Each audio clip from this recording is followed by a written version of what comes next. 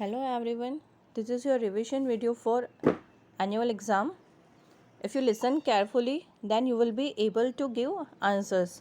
Okay, so your first topic is structure of state government. State government का structure कैसा होता है? State government में भी 3 branches होती है, जैसे कि central government में होती है. First is legislature, second one is executive and third one is judiciary. तीनों branches के अपने यूनिक और इम्पॉर्टेंट रोल होते हैं. जो लेजिस्लेचर होता है उसका काम होता है लॉज को बनाना. देन एग्जीक्यूटिव का काम होता है उन लॉज को एग्जीक्यूट करना. और जुडिशरी का काम होता है उन लॉज के ऊपर नज़र रखना और उन्हें इंटरप्रेट करना, ताकि हम उन्हें अच्छे से समझ सकें और उनको कैसे यूज़ करना है वो हमें पता चले. जितने भी कोर्ट लॉज होते हैं वो जुडिशरी के अंडर में आते हैं. सो इसको एक चार्ट फॉर्म में बताया गया है कि स्टेट गवर्नमेंट के 3 ब्रांचेस हैं, legislature, executive and judiciary. Legislature में 2 हाउसेस होते हैं, legislative assembly that is lower house and legislative council that is upper house. Executive में होते हैं गवर्नर, चीफ मिनिस्टर और काउंसिल ऑफ मिनिस्टर्स. और जुडिशरी में आते हैं supreme court, high court and district courts. So first state legislature. State legislature में 2 houses होते हैं, that is legislative assembly and legislative council. Legislative assembly को लोअर हाउस भी कहा जाता है और लेजिस्लेटिव काउंसिल को कहा जाता है अपर हाउस. लेजिस्लेटिव असेंबली को विधान सभा भी कहा जाता है और लेजिस्लेटिव काउंसिल को विधान परिषद. सभी स्टेट में 1 लेजिस्लेटिव असेंबली होती है, लेकिन ये नेसेसरी नहीं होता है कि वहाँ पर लेजिस्लेटिव काउंसिल भी हो. जो पीपल लेजिस्लेटिव असेंबली का पार्ट होते हैं उन्हें कहा जाता है मेंबर ऑफ लेजिस्लेटिव असेंबली या MLA. ओके.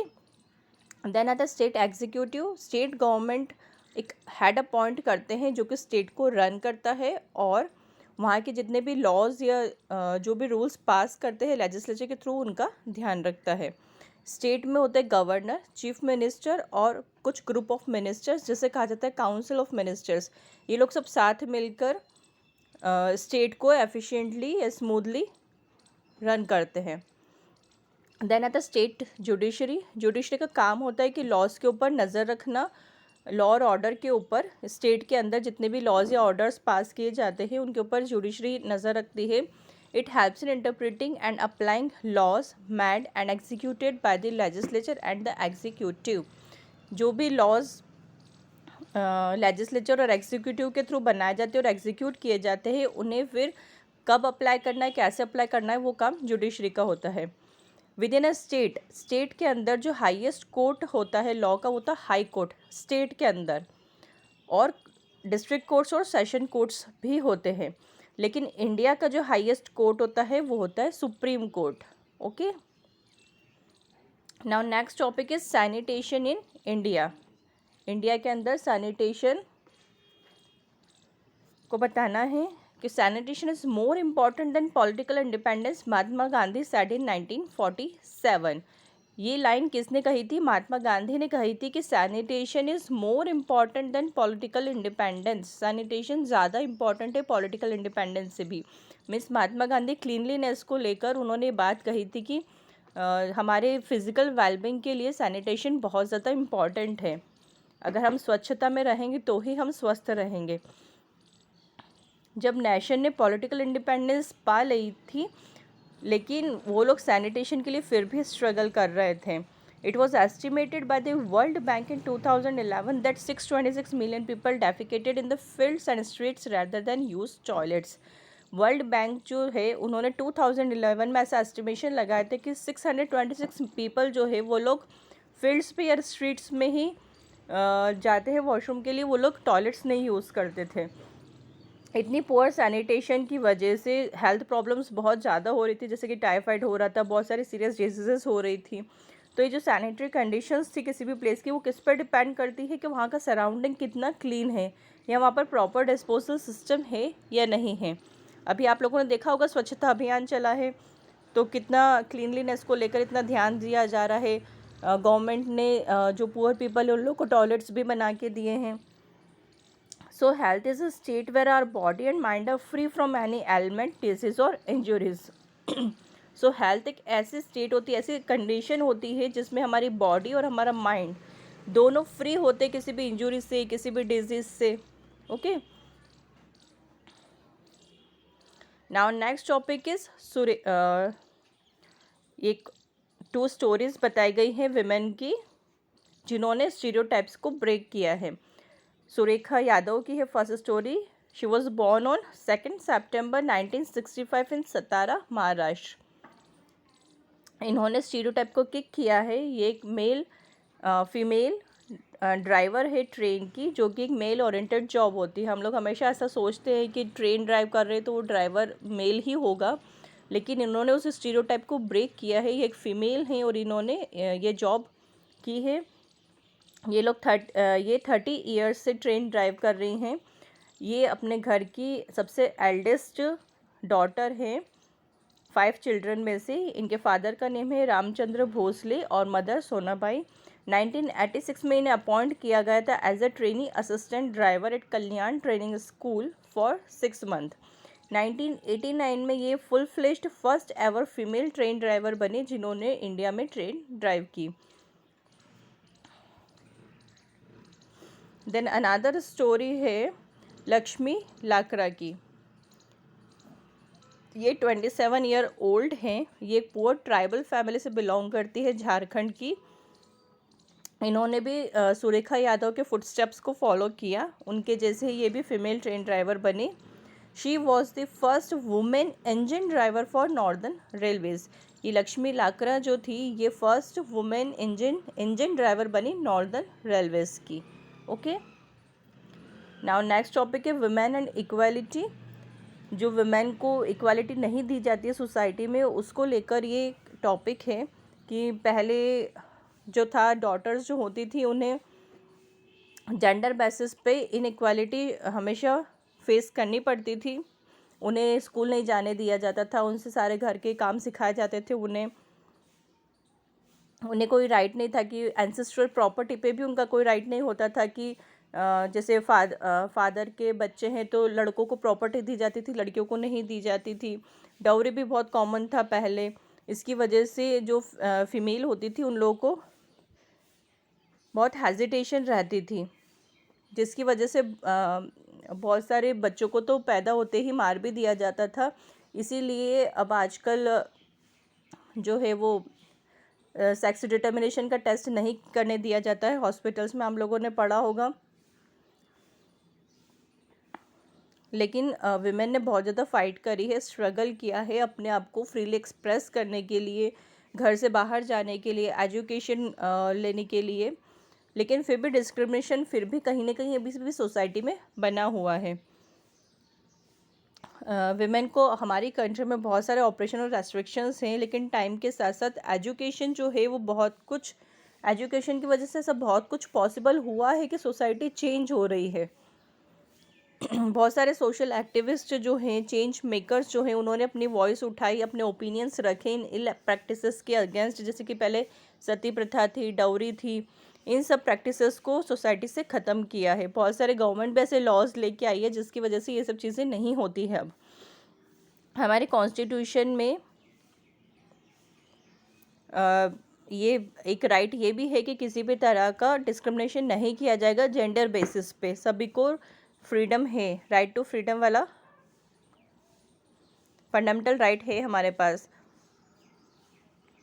और अब गवर्नमेंट ने ऐसा लॉ भी निकाला है कि जो विमेन है उनका भी एंसेस्ट्रल प्रॉपर्टी पे पूरा हक है।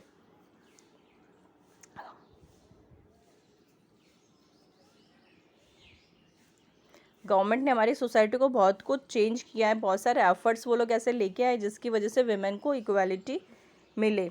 लेकिन अभी भी कुछ फैमिलीज़ हेजिटेट रहती है कि उन्हें गर्ल्स को बाहर भेजना है, काम पर भेजना है या पढ़ाई के लिए भेजना है।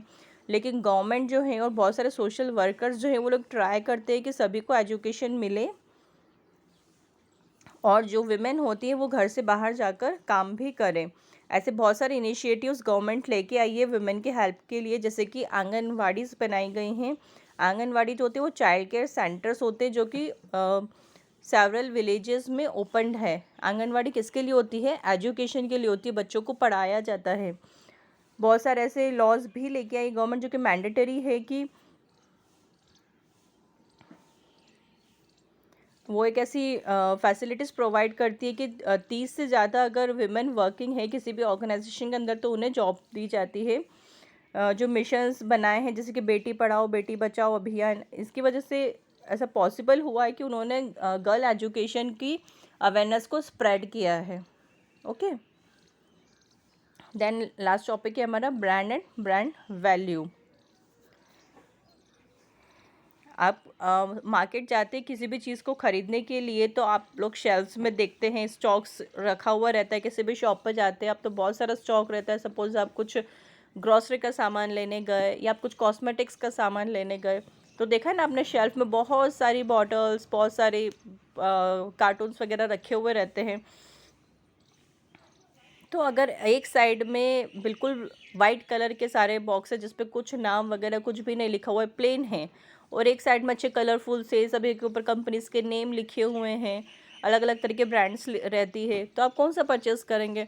ऑब्वियस है जिस पे नाम लिखा होगा या जो कलरफुल होंगे आप वही परचेस करेंगे। तो आपको पता होता है कि कौन सी कंपनी का क्या प्रोडक्ट है ना। तो वो जो ये प्रोडक्ट है जो कि डिफरेंट वैरायटीज़ में अवेलेबल है मार्केट में, जैसे कि मोबाइल फ़ोन से बहुत सारे डिफरेंट कंपनीज़ है जो कि मोबाइल फ़ोन बेच रही हैं, तो उनका कुछ एक डिफरेंट नेम होता है, एक यूनिक नेम होता है उनकी कंपनी का। कोई भी टू कंपनी सेम नेम से प्रोडक्ट नहीं सेल करती है, और ना ही और नेम के साथ साथ उस कंपनी का एक स्पेशल और यूनिक सिंबल भी होता है जो उसकी आइडेंटिटी होता है और उसे कोई और कंपनी नहीं यूज़ कर सकती है। उस सिंबल को हम कहते हैं लोगो। ओके, व्हाट इज़ लोगो? लोगो एक यूनिक स्पेशल सिंबल होता है किसी भी कंपनी का जिसे कोई और कंपनी नहीं यूज़ कर सकती है, दैट इज़ लोगो, ताकि वो अपनी कंपनी की एक आइडेंटिटी बन जाती है।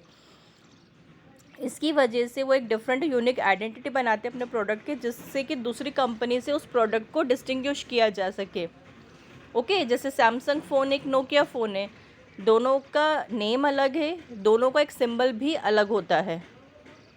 ओके, जो पिक्चर बना हुआ रहता है ऊपर वो सिंबल भी अलग होता है, तो दोनों कंपनी का डिस्टिंग्विश कर सकते हो आप कि हाँ ये सैमसंग कंपनी का फ़ोन है या ये नोकिया कंपनी का फ़ोन है। तो जो यूनिक सिंबल होता है that is logo. This unique name and logo forms it's brand. वो यूनिक नेम और लोगो मिलके उस कंपनी का ब्रांड बनाते हैं। जो ब्रांड है वो कोई और ना तो क्रिएट कर सकता है ना ही उसे यूज़ कर सकता है ईजिली।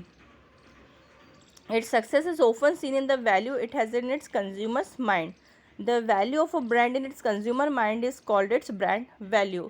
अब ब्रांड वैल्यू क्या होता है? किसी भी ब्रांड की जो वैल्यू कंज्यूमर के माइंड में फिट हो जाती है वो होता है ब्रांड वैल्यू। ओके, जैसे कि फॉर एग्ज़ाम्पल हम लोग कोकोनट ऑयल यूज़ करते, नारियल तेल यूज़ करते सभी लोग, तो मोस्टली सभी के घर में आपको पैराशूट ही मिलेगा। तो पैराशूट जो है वो एक कंपनी का नेम है। ओके, तो हमारे माइंड में जो उसकी वैल्यू फिट हो गई कि नहीं कोकोनट ऑयल लाना है मीन्स पैराशूट कंपनी का ही लेके आना है, तो वो जो हमारे माइंड में उसकी वैल्यू फिट हो जाती है कंज्यूमर्स के माइंड में, वो होती है ब्रांड वैल्यू। ओके, इसमें एडवर्टीज़मेंट का भी एक बहुत इम्पॉर्टेंट रोल होता है ब्रांड वैल्यू को बनाने में। सपोज़ कि आप टीवी में नहीं देखते उसका पिक्चर या उस कंपनी का जो भी एडवर्टीज़मेंट आता है तो आप लोग नहीं लेके आते। जब हम लोग एडवर्टीज़मेंट के थ्रू किसी भी चीज़ को देखते वो इतने अच्छे से शो ऑफ करते हमें, तो हमारे माइंड में फिट हो जाता है कि नहीं हाँ ये अच्छी ब्रांड है, हमें यही लेके आना है ना। सो वो लोग हाईलाइट करते हैं और प्रेजेंट करते हैं best quality of a product in a way that become very attractive for a consumer. हमें बहुत अट्रैक्टिव लगता है इस टाइप के वो लोग एडवर्टीज़मेंट बनाते हैं और हम लोग उससे परचेस करते हैं। इसलिए एडवर्टीज़मेंट का बहुत इंपॉर्टेंट रोल होता है ब्रांड वैल्यू को बनाने में। ओके।